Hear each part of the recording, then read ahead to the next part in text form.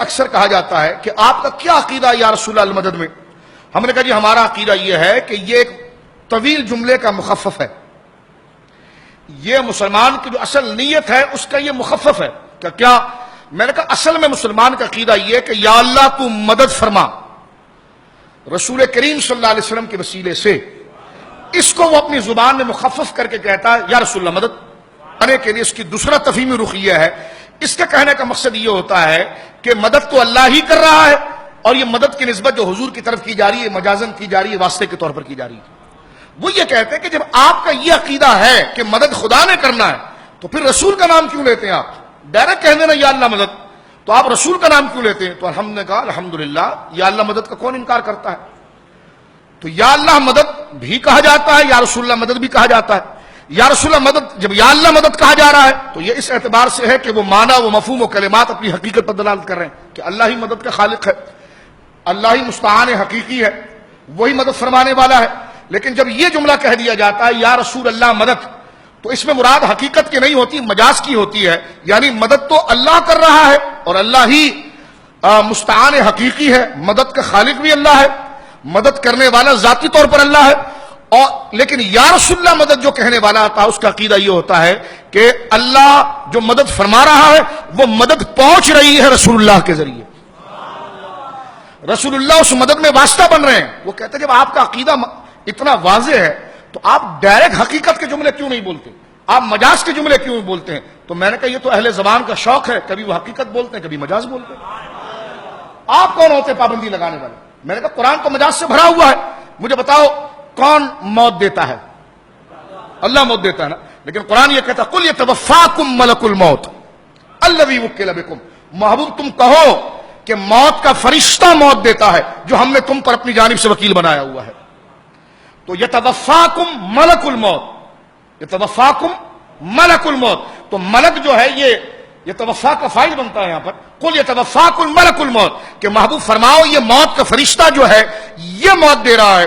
تو مجھے بتائیے قرآن نے خود بتانا حالانکہ موت کون دے رہا ہے؟ اللہ رب العالمین. لیکن کیا یہ مجاز نہیں ہے؟ معنی یہاں پر یہی کیا جائے گا کہ موت تو اللہ دیتا ہے لیکن اس کے لیے واسطہ حضرت اسرائیل بنتے ہیں. اسی طرح اس مجاز میں کہا جاتا ہے کہ مدد تو اللہ کر رہا ہے اور واسطہ رسول اللہ کی ذات بن رہی ہے. یہ مجاز کا استعمال قرآن میں ایک جگہ پر تو نہیں, یہ بھی مجاز پر منطبق ہے. روزمرہ مثال کے طور پر یار آپ نے پانی پلایا میری پیاس بجھ گئی, یار آپ نے میری مدد کی میرا کام ہو گیا, تو یہ شرک کیوں نہیں ہوتا؟ یہ بھی تو مجاز کے جملے جو روزمرہ ہم کہتے ہیں. میں نے اس استاد نے مجھے عالم بنا دیا, اس نے مجھے سیدھا راستہ دکھا دیا, اس نے میری مدد کر دی.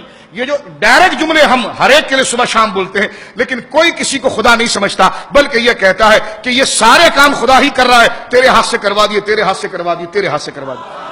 تو یہ مجاز سے کیسے راہ فرار اختیار کی جا سکتی ہے؟ تو لہذا اگر واقعی میں کوئی مفتی ہو اور اس کے سینے میں امت کے لیے نرم دل ہو تو وہ تعصب سے کام نہیں لے گا بلکہ اس حقیقت اور مراد کو سمجھ کر کہے گا کہ کب لفظ مجاز کے لیے کہا جاتا ہے اور کب لفظ جو ہے وہ اس کی حقیقت کے لیے کہا جاتا ہے. سرکار دو عالم نے نہیں فرمایا. دیکھیں نا کسرا کا جب نمائندہ حضور کی بارگاہ میں آیا اور اس نے کہا جی آپ کو گرفتار کرنا ہے ہم نے, سرکار صلی اللہ علیہ وسلم نے فرمایا ٹھیک ہے گرفتاری کی بات بعد میں کریں گے. اور ایک صحابی سے کہا کہ اس کی خاطر تواضع کرو, لے جاؤ, یہ سفیر ہے. اب بھلے یہ ان کی طرف سے آیا ہے, کسرا کی طرف سے آیا ہے, لیکن یہ سفیر ہے, اس کی خدمت کرو, اس کو کھانا پینا کھلاؤ. فرمایا صبح بیٹھ کے تجھ سے بات کر لیں گے. اور سرکار علیہ الصلوۃ والسلام کا جب اس نے خط پھاڑا تھا تو حضور علیہ الصلوۃ والسلام نے ہاتھ اٹھا کر اس کے لیے دعائے زرد کی تھی, اور رات کے وقت اس کے بھتیجے نے اس کو مار ڈالا.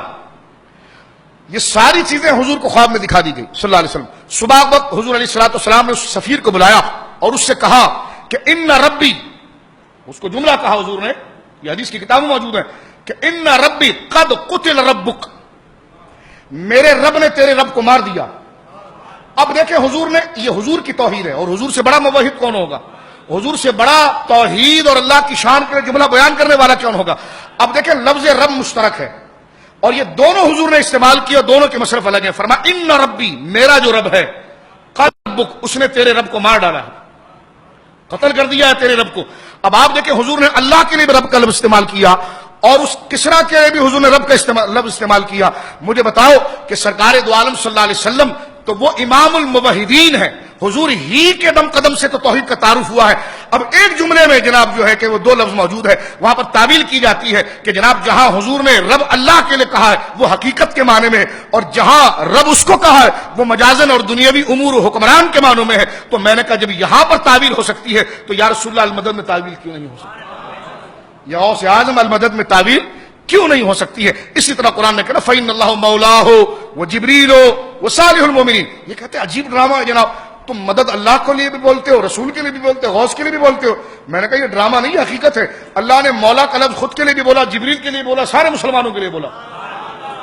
फरमा फ़इन्नल्लाह, अगर अल्फाज के इस तरह से शिरक होता है तो ये शिरक कुरान की आयत को कैसे आप निभाएंगे। मैं सिर्फ एक दोस्ताना मशवरा आपके सामने, किस तरह आप निभाएंगे इसको कि फ़इन्नल्लाहु मौलाहु व जिब्रील व सालिहुल मोमिनीन।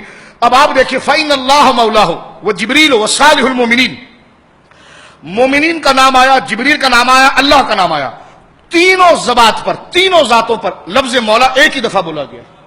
अल्लाह के लिए भी वही लफ्ज मौला बोला गया, जिब्रील के भी लिए वही लफ्ज मौला बोला गया, और खास तौर पर तमाम मुसलमान साहबा शेखैन के लिए वही जुमला बोला गया।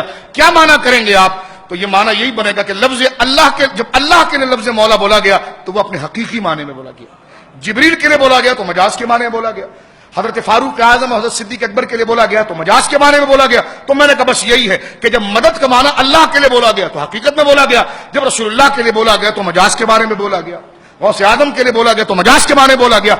ये अब ये अलग बहस है कि उनकी मदद करने की क्या दलील है। हम ये बात बयान करते हैं कि शिर्क इन लफ्जों से साबित नहीं होता, बस ये है। ये तो एक अलग बहस है। अच्छा दलील पढ़ो आप, रसूलुल्लाह मदद करते हैं। हमने कहा ये तो अलग मौजू है, पहले ये तो तय कर लो कि शिर्क नहीं है।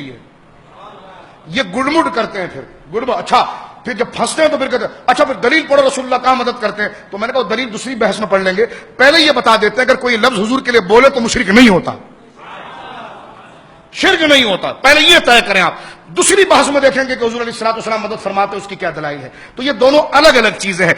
हुजूर के लिए अगर कोई शख्स ये जुमला कहता, साहबा बरमला कहते थे, सरकार के जुब्बों के लिए जुमला कहते थे कि हमें शिफा अगर जरूरत पड़ती है तो हम हुजूर के जुब्बे को धोते हैं, व नस्तशफी बिहालिल मर्दा, और हुजूर के जुब्बे के धोवन, उस पानी, उस गुसाले, उस बर्तन में पड़े हुए पानी जिसमें हुजूर का जुब्बा रखा गया था, उस पानी से हम शिफा हासिल करते हैं।